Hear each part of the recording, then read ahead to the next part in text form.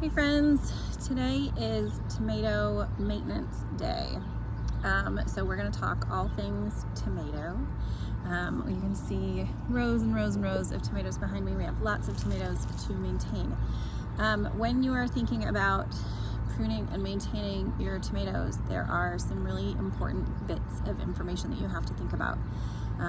Two different types of tomatoes, two main categories, determinate and indeterminate tomatoes. Now, I am only growing indeterminate tomatoes this year. But if you are growing determinate tomatoes, you really have to be very careful with your pruning. Determinate tomatoes only grow to a very specific size. The fruit grows and ripens at about the same time, and then they're done, which is really great if you want large batches of fruit for sauces and things like that. So they're great. A lot of the Roma type tomatoes are that. I actually happen to have some Roma type tomatoes that are on indeterminate plants, and that's where I make my sauces from, just because I like this particular variety of plant. But one of the things that people who have determinate tomatoes, or indeterminate tomatoes, I'm sorry, ones that just continue to grow, sometimes will choose to do is when we're pruning the tomatoes, they will come in here. I'm not sure if you can see this. They will come in here and prune out the suckers. So this is a leafing branch, and then this is the sucker right here. And you would just come in, usually when they're pretty little, and you can just pick them out like that. And if you can do that all the way up the stem, you can have a single stem growing your tomatoes. Now, if you do that, that's really great for high density planting. So if you want to put your tomatoes 1 foot apart and grow them really densely, then that's a really great way. Those single stems all the way up is a really great way to keep them aerated and to make sure that there's good airflow and they don't get disease. I am too lazy to do that, so I will not be doing that this year. I have tried in the past and I just never managed to quite keep up with it. I just have too many tomato plants. And so when they die of disease at the end of the year, they just die, and I just kind of deal with that. But the single stems are very, very successful for a lot of people. But one thing that we really can't do with the determinate tomatoes is do that, because if you take off all of those suckers, you take off most of the plant, and then you get very, very little production. So you never want to do that sort of pruning. You never want to prune off the suckers of your determinate tomato plants, only your indeterminates. And these are, the indeterminates that are going to be 6-7 feet tall, if you want them to be single stemmed or just to control sort of the airflow. I am going to be doing the other kind of pruning today, because pruning is still necessary for pretty much all tomato plants, and I'm just going to be pruning for bottom growth. So if you can look at all of these tomatoes, everything is touching the ground, right? They just got in the ground a couple weeks ago. They are clearly doing very, very well, and are not having any issues with putting on growth. So we are just going to clean up the bottoms and get everything off the bottoms that might be touching the ground, and that also really helps with all of those soil-borne diseases, blight in particular, and will really help improve airflow. So sometimes I will also take out leafing stems just for airflow issues, and occasionally I will take out suckers for the same reason, but mostly today I'm just going to be doing all of that bottom trimming. And then so far, we have not actually attached these to these trellises at all. And so some of them are getting just long enough, they're starting to flop over. So we're gonna get them all tied up and trimmed up today. So that's the goal of today. I will try and show you with an individual plant, but again, as of yet, no trellis, or no tripod. So we'll work with what we have today. Okay?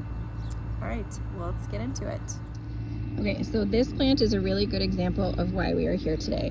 This plant is probably about 3 feet tall, but just laying on the ground. And that is not really where we want it to grow. So we are gonna come in here at the base of this plant. And I just brought scissors today. You can bring clippers, it's probably better, but these were sanitized scissors, so I'm using these. and I'm just clipping off everything that is at ground level. Now we also have a weed in here that I'm gonna pick out. That comes even with this weed cloth. Things still try and grow in there. And let's maybe take this one off too. Get that all out of the way. All right, so now we see that we have a really nice clean stem for a good solid 6 to 8 inches off the ground. And that's really what we want. And then we're gonna take this and use some of our fancy Velcro, I'll show you in a second, and just get it attached to this trellis up here. Now I have used all different kinds of stuff to tie up tomatoes in the past. I have used those little clips, you know, those little clips. I wish I had one out here to show you. But they work really well, but then they break. So what we're gonna be using today is just this Velcro tape. It works really nicely. It's really gentle on the plants. Its inside layer is really soft, so it doesn't do any harm to the stems. You know, sometimes if you're using twine and you pull too tight, you can cut into the stems, and this definitely won't do that. There is another variety of this that's about half as thick, and that's actually my preference, but this is what was available, so this is what we will be using today, and we are just gonna get them attached. But we have a lot of work to do, because I think we decided it was 42 tomato plants up here that we're gonna be doing, and then we gotta get everything watered. Okay friends, let's show you a little before and after. So this is just the mess that I still have to work on this side. If you come around and look this way, you can see that these are all in much better shape, and you can actually see the ground and the stems all the way down. So that's the goal.